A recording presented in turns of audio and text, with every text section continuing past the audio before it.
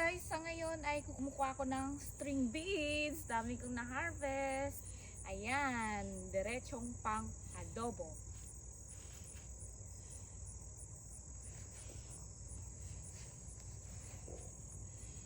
Pwede na to para sa ngayon. Yung iba pa hihinugin ko. Kukunin ko yung mga seeds pang punla katulad nito. Malaki kasi ito eh. So ito guys ang aking na-harvest. Ito, imagine mo na-harvest kong ganito kadami. So pang-apat na harvest ko na to.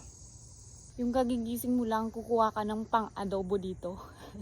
Pang-adobong sitaw. Ayan guys, ang aking sitaw. Fresh na fresh.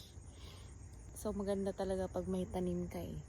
May aanihin ka. Tapos may lulutuin ka din.